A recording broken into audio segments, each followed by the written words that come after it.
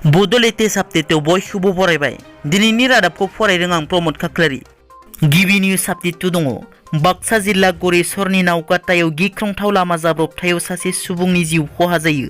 जिउ गोमानाय सुबुंखौ नावकाटा फेटा गावनि 39 बोसोर बैसोनि बिट्टु दास होननानै सिनायथिनो हादों।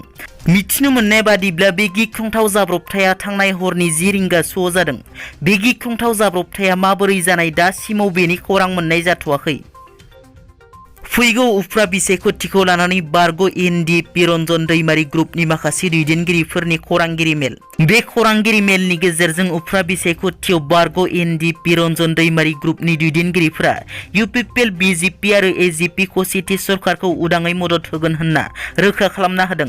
रन्जन दैमारीखौ थोंजोङै गथारनायनि जि आर'ज बिलाइ होनाया एडभान्स जादोंमोनब्लाबो दा एसे थाबथादों आरो फैगौ समफोराव मोजांनो सावरायनानै प्रसेसखौ दावगाहोनानै जोबजानानै दोनजानाय रन्जन दैमारी आरो बारग' एनडिएफबिफोरखौ गहोनो हागोन होनना फोथायदों होनना बारग' एनडिएफबि रन्जन दैमारी ग्रुप बा खौरांगिरि मेलनि गेजेरजों फोरमायो।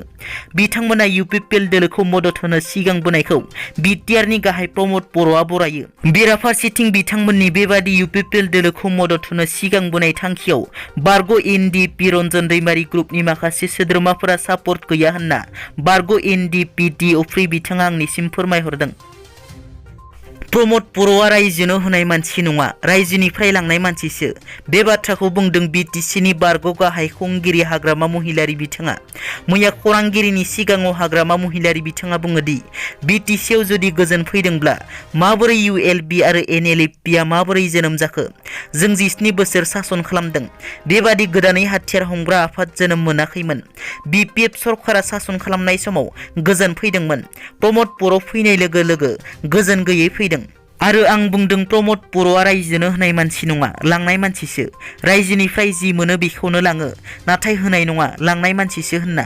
जुदि गासिबो जाति जनगोष्ठीफोरा खौसेयै खामानि मावनांगौब्ला मोनसेल' लामा, बिपिएफ दोलोनो भट होनांगोन, नङाब्ला प्रमद बर'आ बिटिसिखौ फोजोबस्रांगोन होनना। फैगौ उफ्रा बिसायख'थिखौ लानानै आसामनि बारग' मन्थ्रि रिहन दैमारीनि बिबुंथि। बिथाङा बुङोदि रायजोआ परिबर्तन लुबैदोंमोन, नाथाय परिबर्तननि मुङाव बिटिसि ओनसोलाव मा मोनदों मा मोनाखै गासिबो रायजोआ मिथिबाय। परिबर्तननि मुङाव दायो रायजोआ मा भुगिगासिनो। बिटिसि एकर्डनि जोहै हाग्रामा महिलारिया जिखिनि गोहो मोनदोंमोन, दिनै बिटिआर एकर्डनि उनाव बै गोहोफोरा गैया जालांबाय, जोंनि आखाइनिफ्राय थांबाय। बिटिसि एकर्डनि जोहै जिखिनि एरिया आरो गामि मोनदोंमोन, बैफोर थांफिननायनि लामायाव। बियो जोंनि बर'फोरनि थाखाय खाफाल गैयै, जायनि थाखाय बर'फोरा सोमावसारदोंमोन।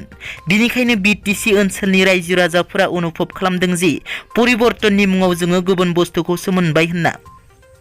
दिनैनि रादाबा एसेनोसै। नोंथांमोना जुदि आंनि चेनेलखौ दासिमबो साबस्क्राइब खालामाखै, अन्नानै साबस्क्राइब खालाम। गोजोन्थों।